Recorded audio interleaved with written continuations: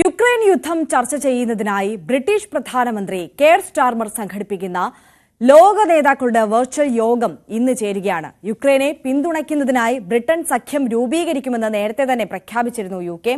വിവരങ്ങളുമായി അഭിലാഷ് രാധാകൃഷ്ണൻ ഇന്റർനാഷണൽ ഡെസ്കിൽ നിന്ന് നമുക്കൊപ്പം ചേരുന്നുണ്ട്. അഭിലാഷ്, UKയുടെ നേതൃത്വത്തിൽ നടക്കുന്ന ഈ യോഗത്തിൽ എത്രത്തോളം പ്രതീക്ഷ അർപ്പിക്കണം? അതോടൊപ്പം തന്നെ നേരത്തെ തന്നെ കെയർ സ്റ്റാർമർ പറഞ്ഞൊരു കാര്യമുണ്ട്, പന്ത് ഇപ്പോഴും റഷ്യയുടെ കോർട്ടിൽ തന്നെയാണ്. റഷ്യ ഈ യോഗത്തോടും ഈ യോഗ തീരുമാനങ്ങളോടും എങ്ങനെ പ്രതികരിക്കുമെന്നാണ് പ്രതീക്ഷിക്കുന്നത്? ആര്യ, വളരെ നിർണായകമായ ഒരു യോഗമാണ് ഇന്ന് ബ്രിട്ടന്റെ നേതൃത്വത്തിൽ നടക്കാൻ പോകുന്നത്.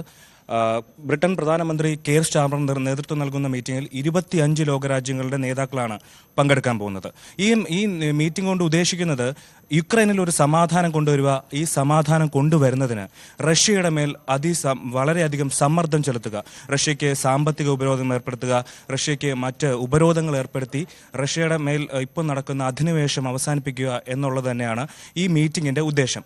ഇതിൽ നേരത്തെ അമേരിക്കയായിരുന്നു, അതായത് ബൈഡന്റെ കാലത്ത് അമേരിക്കയായിരുന്നു യുക്രൈൻ അനുകൂലമായ ഒരു നിലപാട് സ്വീകരിച്ചിരുന്നെങ്കിൽ ട്രംപ് വന്നതോടുകൂടി അമേരിക്കയിലെ നിലപാട് മാറി. നേരത്തെ നമ്മൾ കണ്ടതാണ്, സെലൻസ്കിയും ട്രംപും തമ്മിലുണ്ടാവുന്ന വാഗ്വാദങ്ങളും അതിനുശേഷം സെലൻസ്കി മാപ്പ് പറഞ്ഞ് യുദ്ധത്തിൽ നിന്ന് പിന്മാറി സമാധാന കരാറിൽ ഒപ്പുവെക്കാമെന്നൊക്കെ പറയുന്നതൊക്കെ നമ്മൾ കണ്ടതാണ്.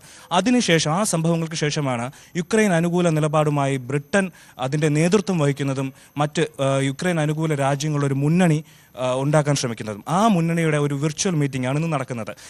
ഇന്നത്തെ മീറ്റിംഗിൽ പ്രധാനമായും ചർച്ചയാകുന്ന മറ്റൊരു വിഷയം യുക്രൈന് ഏതൊക്കെ രീതിയിൽ സഹായം നൽകാമെന്നുള്ളതാണ്. ഈ മുന്നണിയുടെ പേരിൽ അവർക്ക് സാമ്പത്തികമായ സഹായം, അതുപോലെ മിലിറ്ററി സഹായം തുടങ്ങി യുക്രൈന് വളരെ എന്താ പറയുക, അവർക്ക് വേണ്ട രീതിയിലുള്ള സഹായങ്ങളെല്ലാം നടത്തുകയും അതുപോലെ തന്നെ റഷ്യയ്ക്ക് ഒരു വിരുദ്ധമായ രീതിയിൽ റഷ്യ എത്രയും വേഗം ഈ യുദ്ധം അവസാനിപ്പിക്കുന്ന തരത്തിലേക്ക് കാര്യങ്ങൾ മുന്നോട്ട് കൊണ്ടുപോകാനുമാണ് ഇപ്പോൾ ഇന്നത്തെ മീറ്റിംഗ് നടക്കുന്നത്. കാനഡ, ന്യൂസിലൻഡ്, അതേപോലെ ഓസ്ട്രേലിയ, നാറ്റോ രാജ്യങ്ങൾ തുടങ്ങി 25 രാജ്യങ്ങളുടെ മീറ്റിംഗ് ആണ് ഇന്ന് നടക്കുന്നത്. തീർച്ചയായും അഭിലാഷ് രാധാകൃഷ്ണനാണ് വിവരങ്ങൾ നൽകിയത്. എന്തായാലും യുക്രൈൻ റഷ്യ യുദ്ധത്തിൽ സമാധാനത്തിന് വഴി തെളിയുമോ എന്നുള്ളതാണ് ലോകം ആകാംക്ഷയോടെ ഉറ്റുനോക്കുന്നത്. എന്തായാലും ബ്രിട്ടൻ അത്തരത്തിൽ മുൻകൈയെടുത്ത് രംഗത്തേക്ക് വരുമ്പോൾ അതിനെ റഷ്യ എങ്ങനെ നോക്കിക്കാണും എന്നുള്ളതും ഏറെ നിർണായകമാണ്.